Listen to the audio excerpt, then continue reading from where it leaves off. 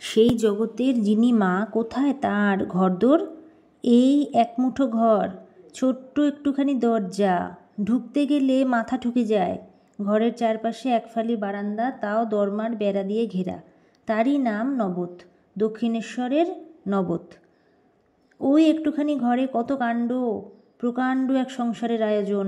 যত রাজ্যের জিনিসপত্র, হাঁড়ি কুঁড়ি, বাসন কোসন, ভাঁড়ারের সাজ সরঞ্জাম, তেল নুন থেকে ফোড়ন তেজপাতা।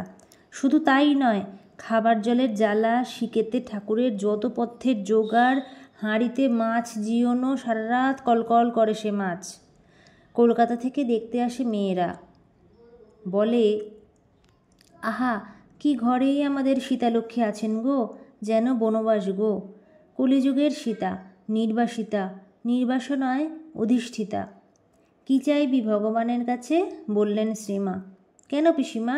নলিনী বললে, জ্ঞান ভক্তি সুখ সম্পদ, যাতে মানুষ সংসারে শান্তিতে থাকে, এই সব। না, চাইবার যদি কিছু থাকে তবে তা নির্বাসনা। সারদার নির্বাসনটিই নির্বাসনা। কিন্তু ঠাকুর রসিকতা করে বলেন খাঁচা।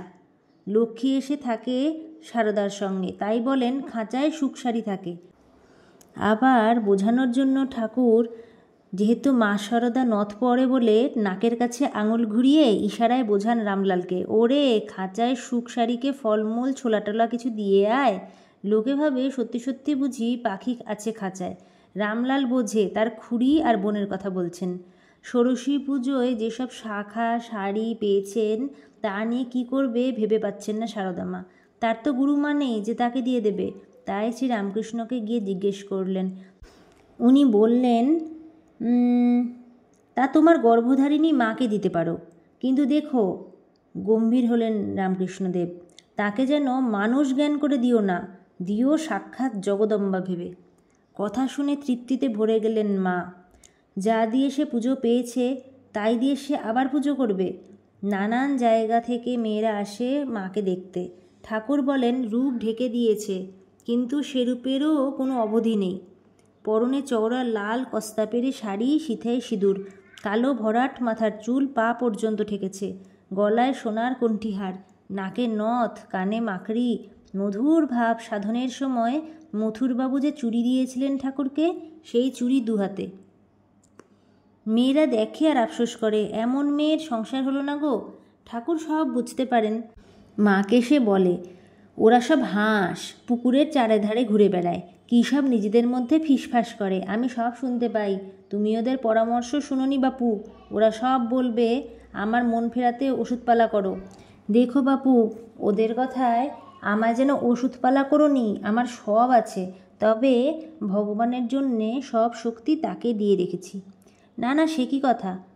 মা বললেন দৃঢ় স্বরে। ওইটুকু ঘরের মধ্যে মা কি চুপচাপ বসে থাকেন? দিবারাত্র কাজ করেন। গৃহস্থালির ছোট বড় সকল কাজ ঠাকুরই তাকে শিখিয়ে দিয়েছেন নিজের হাতে। সলতে পাকিয়ে কী করে রাখতে হয় প্রদীপে তা পর্যন্ত। বসে থাকতে দেয়নি, কর্ম করতে হয়। মেয়ে লোকের বসে থাকতে নেই, বসে থাকলেই যত বাজে চিন্তা। মাকে উপদেশ দিয়েছেন। একদিন তো কতগুলো পাট এনে রাখলেন মায়ের কাছে, বললেন এগুলি দিয়ে আমাকে শিকে পাকিয়ে দাও, ছেলেদের জন্যে আমি সন্দেশ রাখবো, লুচি রাখবো। তথাস্তু, শিকে পাকিয়ে দিল। আরও কিছু দূর গেল শ্রীমা, ফেঁসোগুলো দিয়ে বালিশ বানালো। পটপটের মাদুরের ওপর ফেঁসোর বালিশে মাথা রেখে ঘুমুলো পরম শান্তিতে। ক্লান্তি টেনে আনলো নিদ্রার করুণা। একজন সধবা বৃদ্ধা এসে মায়ের কাছে নালিশ করলেন, সংসার সংসার করেই মরছি, এ কাজ হলো না সে কাজ হলো না, এই কেবল করছি দিবানিশি, কাজ করা চাই বই কি। তাপমোচন হাসি হেসে শ্রীমা বললেন, কর্ম করতে করতেই কর্মের বন্ধন কেটে যায়, নিষ্কাম ভাবের উদয় হয়, একদণ্ডও কাজ ছাড়া থাকবে না। কাজই তো পূজা। আর আমরা কি কোনো আরাধনা উপাসনা জানি? আমরা জানি যেখানে আমাদের শ্রম সেখানেই আমাদের আশ্রম। সংসার আমাদের মহান প্রতিষ্ঠান, আর তার মহান অনুষ্ঠানটি কর্ম। কর্ম করতে করতে ক্লান্ত হব, ক্লান্তটিই হচ্ছে নৈবেদ্য।